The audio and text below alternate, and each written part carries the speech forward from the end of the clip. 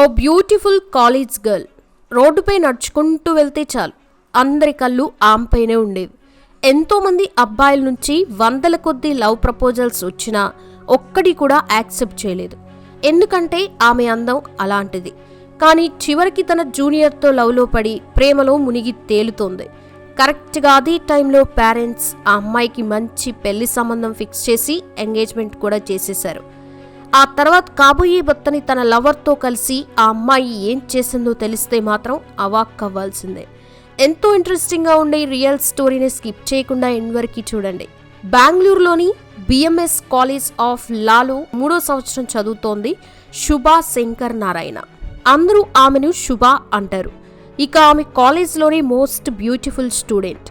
వయసు 21 ఏళ్ళు. ఆమె కాలేజ్ గేట్ దగ్గర అడుగు పెడుతుందంటే కుర్రాళ్ళు తల తిప్పుకోకుండా ఉండలేరు. మంచి హైట్, మంచి కలర్, దానికి తోడు సాలిడ్ ఫిగర్. అందుకే ఆమెను బ్యూటీ క్వీన్ అని అంతా పిలుచుకునేవాళ్ళు. అటెండర్ దగ్గర నుంచి ప్రతి క్లాస్ విద్యార్థికి శుభ బాగా తెలుసు. ఆమె గ్లామర్ ఆమెకి అంత పాపులారిటీ తెచ్చిపెట్టింది. అయితే ఆమె కోసం సీనియర్లు ట్రై చేసినా పడలేదు. క్లాస్మేట్స్ కూడా స్నేహం చేసి ఫ్లర్ట్ చేసినా కూడా ఎవ్వరినీ దగ్గరికి రానిలేదు. ఐ లవ్ యూ చెప్పిన వారికి సారీ అంటూ తప్పుకుంది. దీంతో ఎంతోమంది ఆమెను ఇష్టపడ్డా సరే శుభ అస్సలు పట్టించుకోలేదు. ఎందుకో ఎవరూ ఆమె కనెక్ట్ కాలేదు. డబ్బున్న వాళ్ళని పట్టించుకోలేదు. కాలేజ్ టాపర్లను సైతం పక్కకి నెట్టింది. అయితే ఎవరు ఎందుకు ఎప్పుడు ఇష్టపడతారో ఎవ్వరికీ తెలియదు. మరీ ముఖ్యంగా గర్ల్స్ విషయంలో అయితే ఊహాతీతమైన నిర్ణయాలుంటాయి. ఈ బ్యూటీ క్వీన్ కూడా అదే ఊహాతీతమైన పని చేసింది. తనకంటే 2 ఏళ్లు చిన్నైన తన జూనియర్ అరుణ్ వర్మని ఇష్టపడింది. అతను కేవలం బుక్స్ కోసం, ఇతర సలహాల కోసం 4-5 సార్లు తన దగ్గరకు వచ్చేవాడు. కానీ అతని లుక్స్, హైట్తో పాటు మాట తీరు కూడా తెగ నచ్చింది. ప్రేమ విషయంలో తానే ఒక స్టెప్ తీసుకొని అరుణ్ని లవ్లో పడేసింది. కాలేజ్ మొత్తం కోరుకునే బ్యూటీ తనకెదురుగా వచ్చి పడిపోవడంతో అరుణ్ ఆమెకి ప్రేమికుడిగా కంటే భక్తుడిగా మారిపోయాడు.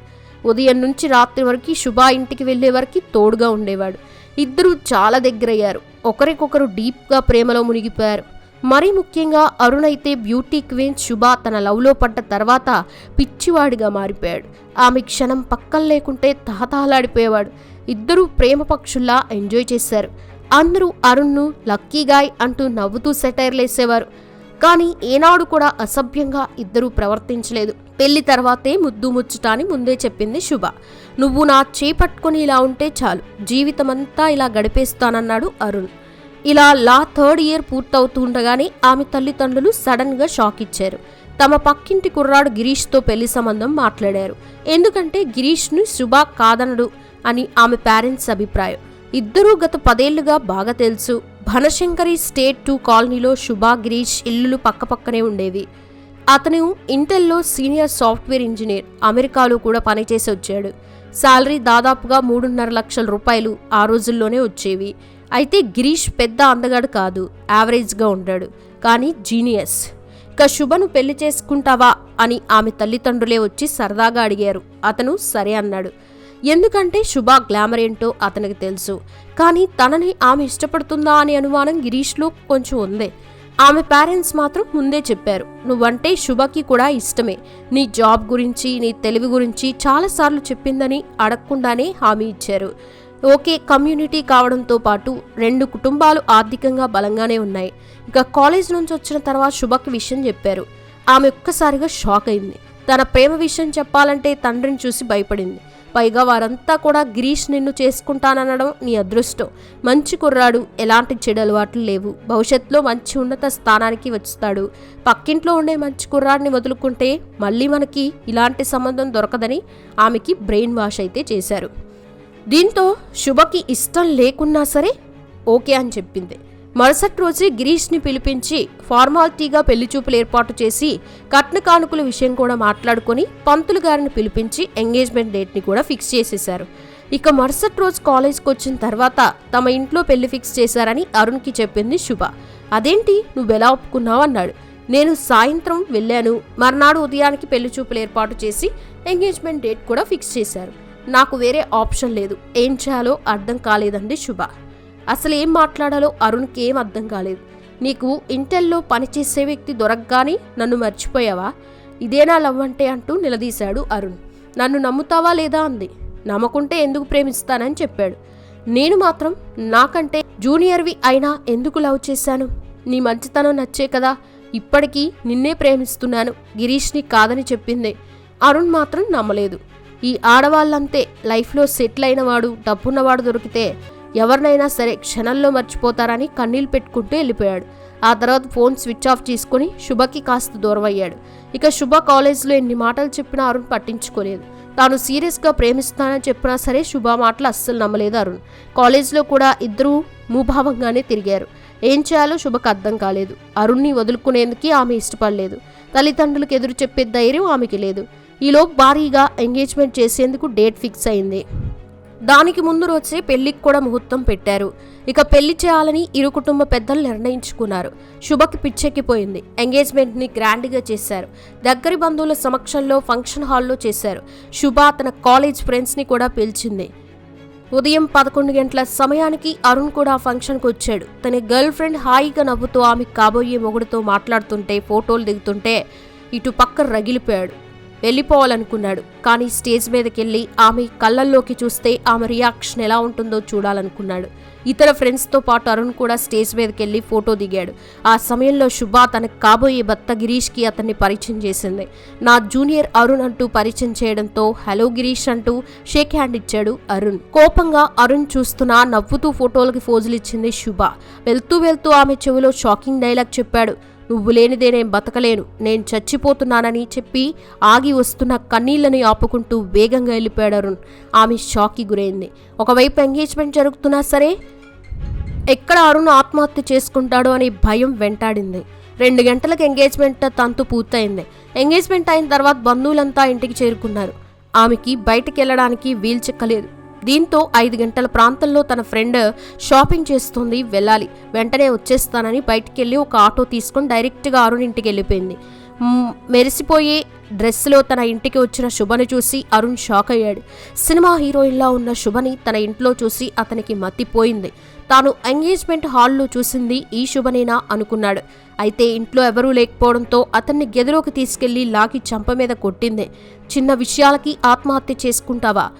నువ్వు చెప్పిన మాటకి భయంతో నేను కనీసం మంచినీళ్ళు కూడా తాగలేదని గట్టిగా తిట్టింది. మరి నన్నేం చేయమంటావు? నేను నిన్ను ఇష్టపడ్డాను, నువ్వే నన్ను ప్రేమకం కమ్మేలా చేశావు. ఏడాది పాటు ప్రేమ పేరుతో తిప్పి ఇప్పుడు పెళ్లి చేసుకుని వెళ్ళిపోతుంటే నేనేం చేయాలని కన్నీళ్లు పెట్టుకున్నాడు అరుణ్. నన్ను నమ్మవా అని శుభ అడిగితే నమ్మనని చెప్పాడు. దీంతో అతనికి గట్టిగా లిప్ కిస్ ఇచ్చింది శుభ. అతను షాక్ అయ్యాడు. నువ్వెప్పటినుంచో కోరుకుంటుంది నీకు ఇస్తాను. హనీమూన్లో మనిద్దరం ఎంజాయ్ చేద్దాం అనుకున్నాం, ఇప్పుడు ఎంజాయ్ చేద్దామని చెప్పి శుభ అతనికి తన శరీరాన్ని అర్పించేసింది. ఇద్దరూ శృంగారంలో పాల్గొన్నారు. రాత్రి 8 గంటల సమయం వరకు ఇద్దరు గడిపారు.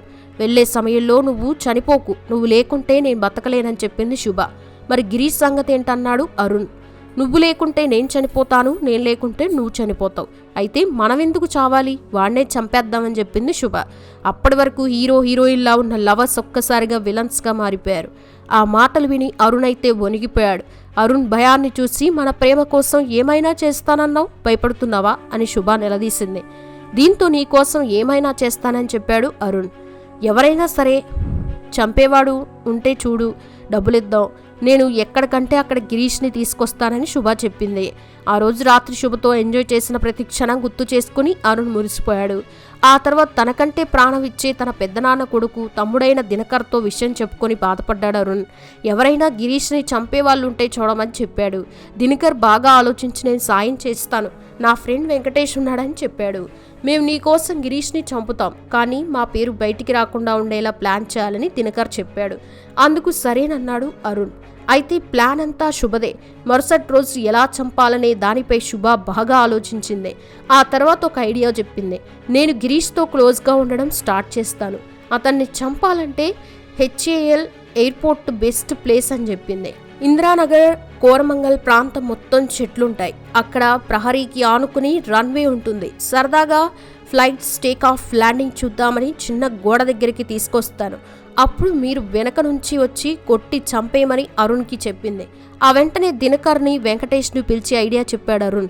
ఇక ఏ మాత్రం ఆలస్యం చేయకుండా తనకి గిరీష్కి ఎంగేజ్మెంట్ జరిగిన 3వ రోజే హెచ్ఏఎల్ ఎయిర్పోర్ట్ దగ్గరికి తీసుకెళ్లింది. శుభ గోడ దగ్గర నుంచి విమానాలు కాసేపు చూసి అక్కడే ఉన్న మంచి రెస్టారెంట్లో భోజనం చేసి సాయంత్రం సినిమా చూసి నైట్ ఇంటికి వెళ్దామని లాంగ్ షెడ్యూల్ చెప్పింది.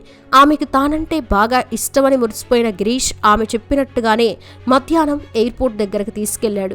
ఆమె ఎవ్వరూ చూడకుండా దూరంగా వెళ్దామని రొమాంటిక్గా అడగడంతో చెట్ల పొదలున్న గోడ దగ్గరికి తీసుకెళ్లాడు. ఇద్దరు విమానాలని చూస్తుండగానే వెనక నుంచి దినకర్ వెంకటేష్ ఐరన్ రాడ్లు తీసుకొని వచ్చి వెనక భాగం తలవైపు గట్టిగా కొట్టారు. కింద పడిపోగానే విచక్షణారహితంగా బాదారు. ఇక ఒక్కసారిగా కుప్ప కూలిపోయాడు గిరీష్. ఆ తర్వాత దినకర్ వెంకటేష్ వెళ్ళిపోగానే హెల్ప్ హెల్ప్ అంటూ కాస్త ముందుకొచ్చి అరిచింది. తనకు కాబోయే భర్తనెవరో కొట్టి పారిపోయారు. సాయం చేయాలని అడగడంతో కొంతమంది ఆటోను పిలిపించారు. స్వయంగా శుభ అతని హాస్పిటల్కి తీసుకెళ్లింది. కానీ అప్పటికే గిరీష్ చనిపోయాడని డాక్టర్లు చెప్పారు. బోరు నేడుస్తూ గిరీష్ని ఎవరో వెనక నుంచి వచ్చి కొట్టి పారిపోయారని హాస్పిటల్లోకి తీసుకొచ్చానని గిరీష్ చనిపోయాడని డాక్టర్లు చెప్పారని అతని పేరెంట్స్కి తన పేరెంట్స్కి చెప్పింది శుభ. ఉదయం సంతోషంగా బయటికెళ్లిన గిరీష్ మధ్యాహ్నానికి శవంలా మారడంతో అతని పేరెంట్స్ షాక్ అయ్యారు.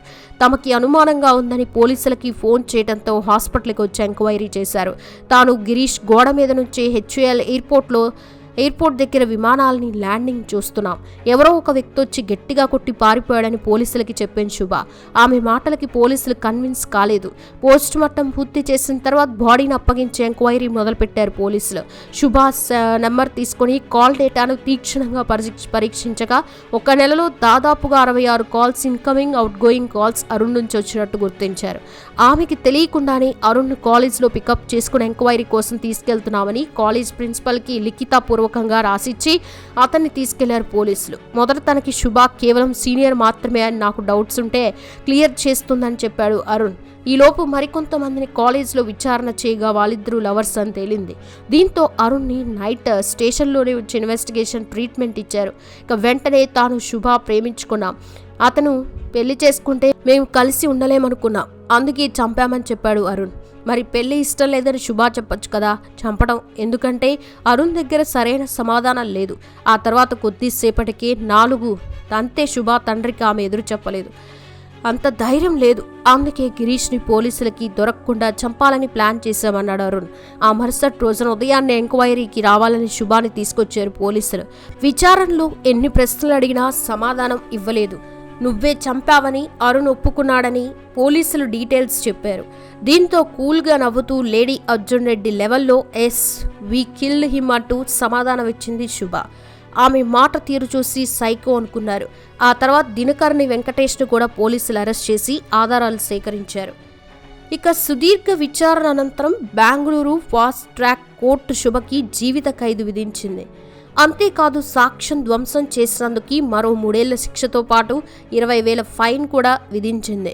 అరుణ్, దినకర్, వెంకటేష్లని కూడా కోర్టు అమాయకుడైన గిరీష్ని చంపినందుకు జీవిత ఖైదు విధించింది. హైకోర్టుకి వెళ్లి అప్పీల్ చేసిన కింది న్యాయస్థానం తీర్పే సరైందని వెల్లడించింది కర్ణాటక హైకోర్టు. అయితే సుప్రీంకోర్టు శుభకి బెయిల్ ఇచ్చింది. మళ్ళీ కోర్టుకి జైలుకి ఇలా శుభం కార్డు లేకుండా తిరుగుతూనే ఉంది. ఆశ్చర్యకరమైన విషయం ఏంటంటే శుభ ఫుల్ టైం లాయర్గా మారిపోయింది. శుభ చేసిన పాప పనికి అమాయకుడైన గిరీష్ చనిపోయాడు. ఇంత అందమైన యువతి మనసులో కిల్లర్ ఉన్నాడని తెలిసి ఆమె కాలేజీలో అంతా షాక్ అయ్యారు. ఎటొచ్చి గిరీష్ పేరెంట్స్ ఉన్న కొడుకును పోగొట్టుకున్నారు. శుభ చేసిన ఈ ఘోరమైన క్రైమ్ స్టోరీని సినిమాగా కన్నడలో కూడా రిలీజ్ చేశారు. సెన్సేషనల్ హిట్ అయింది కూడా. మొత్తానికి శుభ జీవితానికి శుభమే లేదు. అంతేకాక 4 ఫ్యామిలీల్లో కూడా ఎలాంటి శుభం లేకుండా చేసింది. తన పేరుకి ఆపోజిట్ జస్టిఫికేషన్ ఇచ్చింది. మరి ఈ లేడీ అర్జున్ రెడ్డి గురించి మీరేమంటారు? మీ అభిప్రాయాన్ని కామెంట్స్ ద్వారా తప్పకుండా చెప్పండి. వీడియో నచ్చితే లైక్ చేయండి, షేర్ చేయండి, ఛానల్ని సబ్స్క్రైబ్ చేసుకోండి. Thanks for watching.